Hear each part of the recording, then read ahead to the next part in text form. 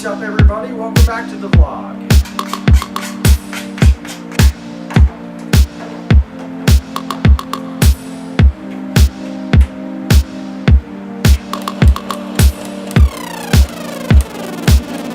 Alright, so the light box.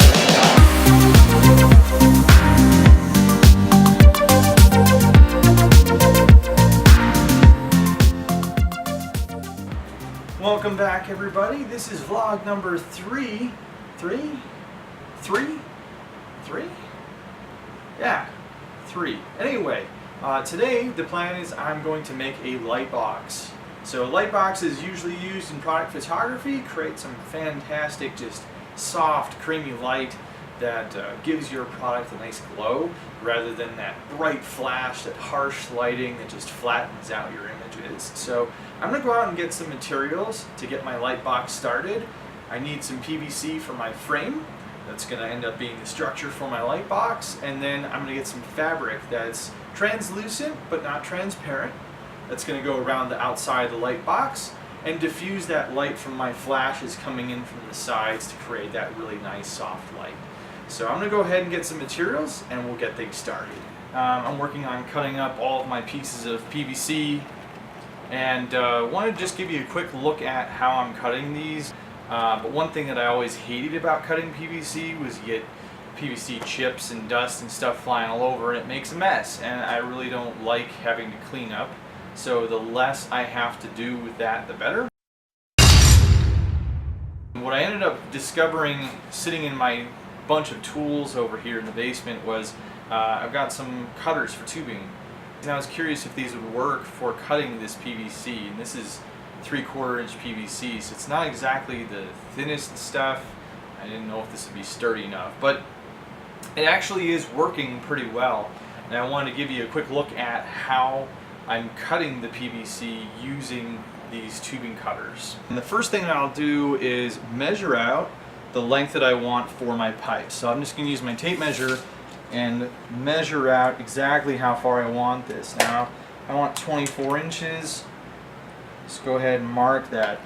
Now from here, I'm going to mark out the same distance all the way around the pipe.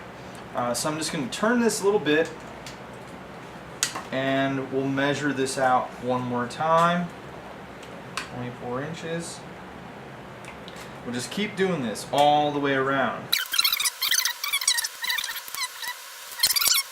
So you'll see that as I turn this, you can see there's red marks kind of all the way around this pipe, measured out at exactly 24 inches. So now we'll go ahead and cut this. And I'm just going to line this up with one of my marks here and just give it a little bit of pressure. Okay, it doesn't have to be super strong, but just a little bit, just so that it gives it a little bit of grip. And I'm just going to grab onto the pipe and twist. And I'm going to try and score a line through each one of these marker positions that I've marked out. I'll just keep doing this and apply a little more pressure, and eventually you'll feel it start to kind of dig in. And when you do, you'll notice you can actually start squeezing and cut through. Give it a little more turn. There you go. So now that we've got all of our pieces cut, one more thing that I want to do before we start the assembling process is we should really add a small chamfer onto the ends here, on the corners, just because when you try and put it together, especially when you're cutting like that, it sometimes expands a little bit. It can be hard to actually fit these pieces together. So if we might want to just use a knife, or you can use some sandpaper and just kind of take this corner down on the outside of the pipes before putting everything together, and it should fit together a lot more smoothly. In this case, I'm going to use a file. That should take those edges down nicely.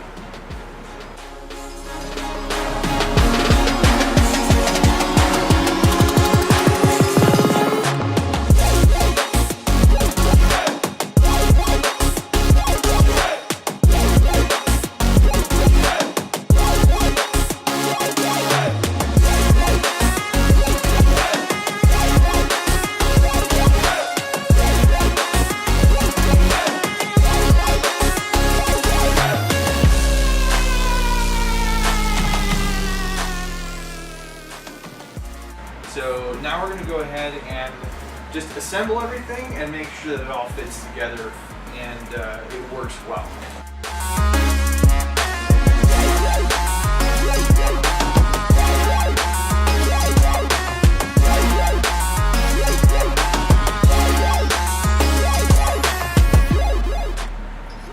Alright, so here we go. We've got our frame put together. It all fits really nicely.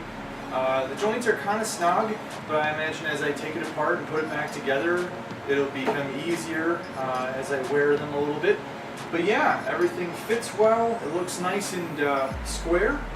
So now I can go ahead and just make sure I measure out my fabric and cut, and we'll sew up the outside. Alright, so the machine's all set up.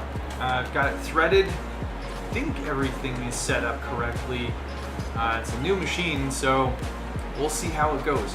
I'm not very good at sewing either, so this is a little bit of an experiment to see just how difficult these types of projects are.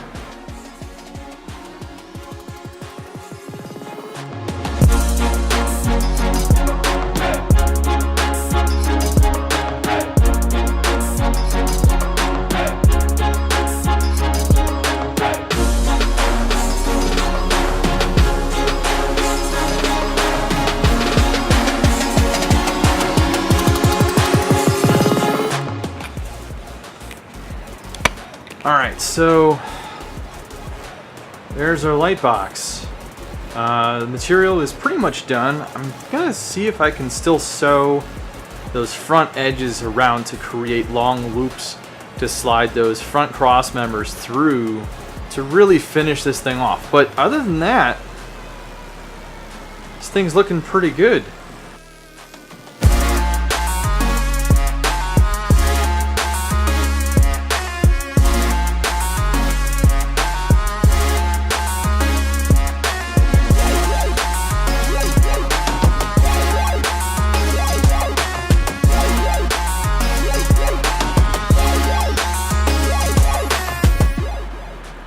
So the light box is done. There's only one little thing I still need to do, but we'll get to that in a second. As you can see, the fabric fits nicely around the outside. Now there were a few things that didn't go quite as planned. If I were to do another one, I might do something slightly differently. But for the most part, I'm pretty happy with how this turned out. So I rolled that under and stitched it, and then took this entire length and just rolled it underneath and stitched to create a loop, a long loop for these cross members to slide into. And that ends up giving this a nice tight fit. It keeps the fabric from sagging or slipping. It just makes this fit really well. There's one last little thing that still needs to happen before this is fully functional, and that is to put a background in. So I'm going to get some white paper, and we'll put that in here, and we'll take a couple test shots and see how it came out.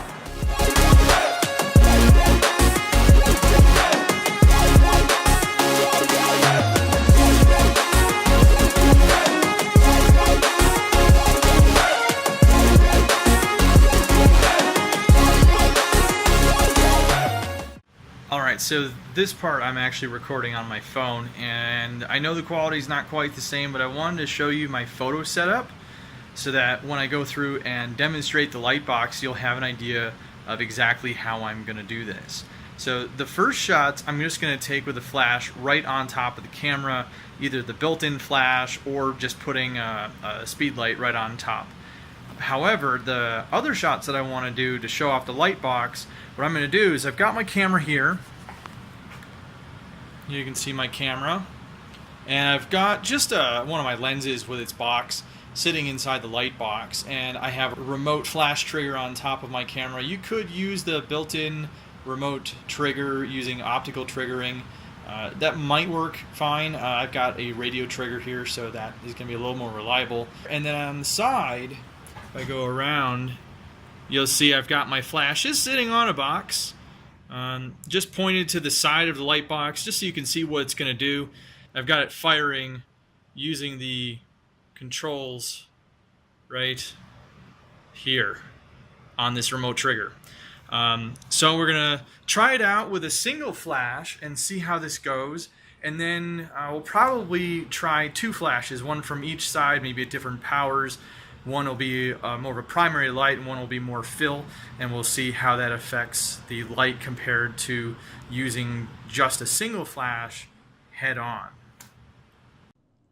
In this first image, we see the results from the built-in flash on the Canon 70 Mark II, but this is pretty typical of most built-in flashes. The head-on lighting makes the objects look pretty flat. Because the light comes straight from the front, it means any shadows are hidden behind the objects, and it makes it harder for people to perceive the depth of the object against the white background that we have here. Now let's see what happens when we shoot a single flash through the light box instead of using the built-in flash.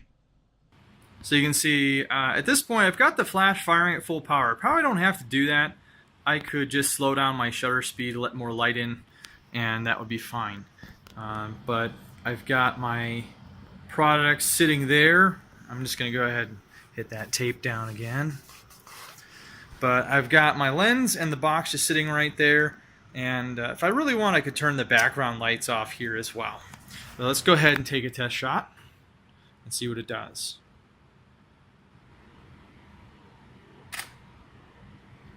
Okay.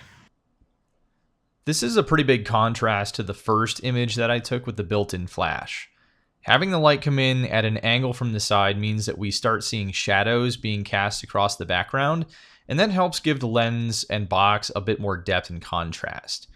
The speed light is also shooting through the nylon fabric, which that helps to diffuse the sharp white light we usually get straight out of the flash, and it creates a softer look to the image. So this ends up being a great example of using a single light to create some nice soft contrast to your images for product photography. All right, so now we have the flash on the left-hand side as well, and this is going to be my fill.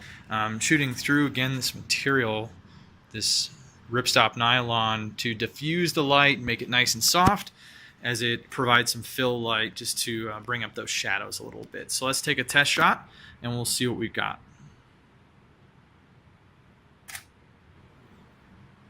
All right.